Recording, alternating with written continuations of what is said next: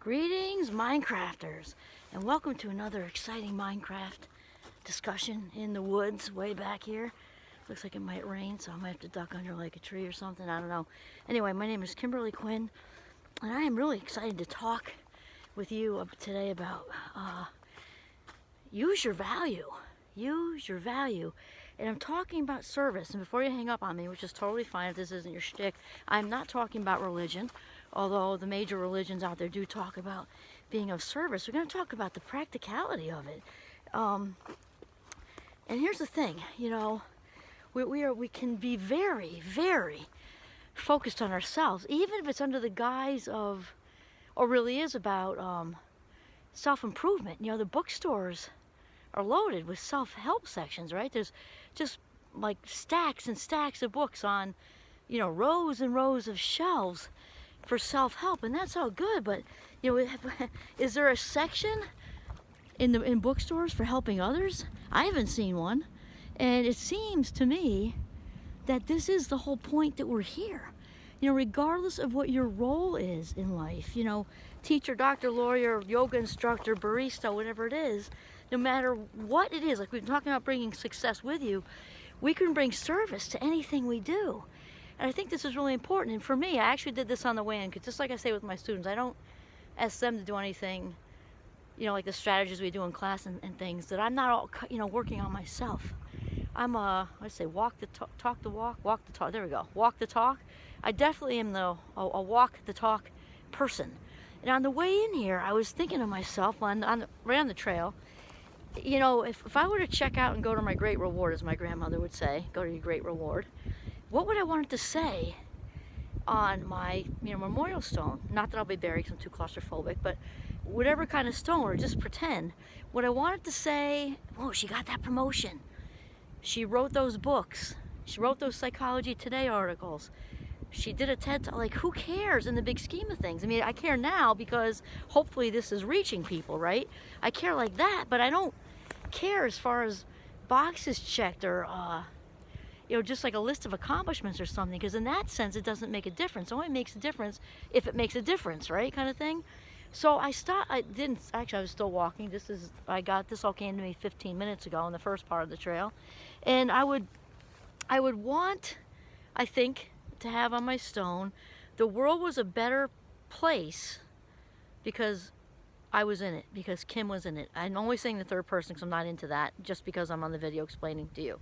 That third person thing just like such a pet peeve with me. It's such an arrogant, I just don't like it. Anyway, the world was a better place because she was in it. That's it. And it could be for all kinds of little stuff. You know, and again, Mother Teresa said that, you know, we can do no great things, only small things with great love. And I'm thinking of some things that have been said recently, because I have seniors graduating, and they've just said the kindest things. And one of the things I would like also on there is that she listened. You know, about because I try to listen, and a lot of times you don't know what somebody's backstory is. You might be the only person that's hearing their story because they don't have anybody else, and you may never know that. And so that's kind of what I'm talking about. Not going out and doing big mission work, and that's good too. I'm talking about just day-to-day, regular little stuff. And I think, you know, I've mentioned that this wind here, I know that can be a little annoying. I'm stepping in the trees. Hopefully it'll pass soon. That I say this in the Jeep on the way into Champlain, like, how can I be of service? And inevitably, every single day, it's kind of like I know when that's been answered, because somebody will come by with something, or it might not be deep, it might be helping them carry stuff, who knows? But when I put that out there, it's answered each and every time. It's just wild. And Maya Angelou is another one. These are all just coming to my head. This is like authenticity rolling right through me, because I did not plan this, I promise. Maya Angelou, so I'm paraphrasing all of them, said something too, like if you're not busy learning how to love yourself and other people, which we're talking about in service, she says you're wasting your inertia, right? And inertia, of course, is a word that means the motion of you, the motion, the action, the movement of you. Wasting our time on this earth if we're just so focused on the self-help section.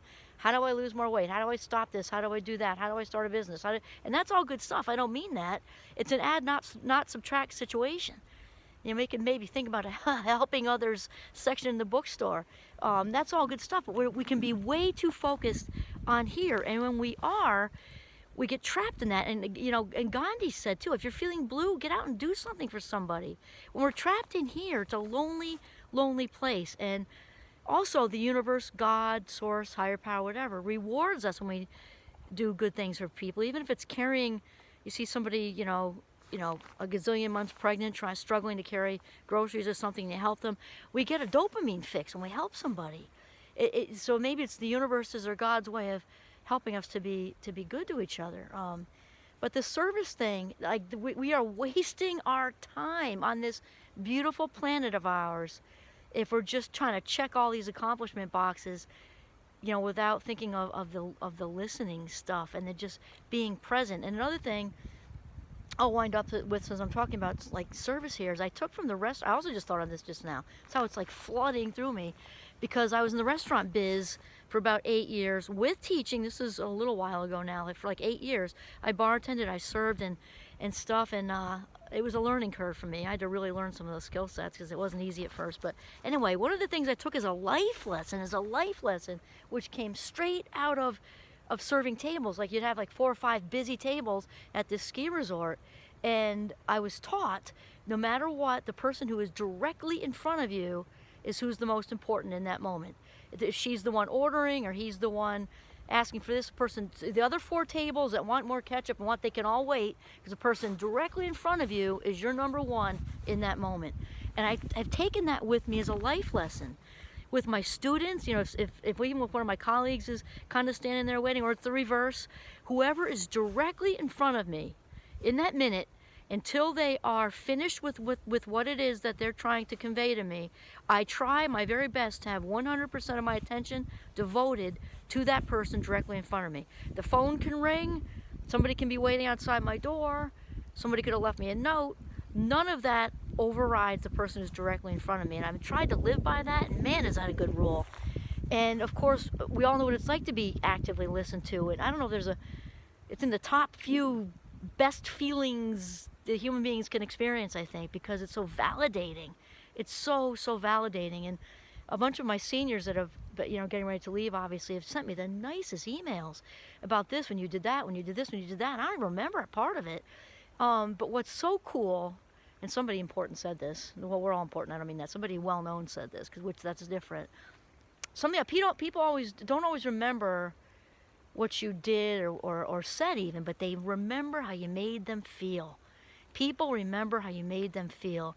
And the main theme with my seniors, it was saying this and that and this, and I did remember some of it, is that they felt validated. They felt listened to. They felt when their parents wanted them to be this major. Some of it was deep, some of it wasn't. Their parents really wanted them to be this major. There's a lot of pressure on them to be a computer major or whatever. And listening to them, that their heart's passion was going in a whole different direction, and validating that was okay. That's just an example. People remember how we make them feel. And if we make them feel seen, heard, and validated, hooray, because the world is a different place because you were in it. If you even touched one life in that way, it was worth the ride. That's it. This is Kimberly Quinn signing off from Northern Vermont. Use your value, be of service. Have a mindful day.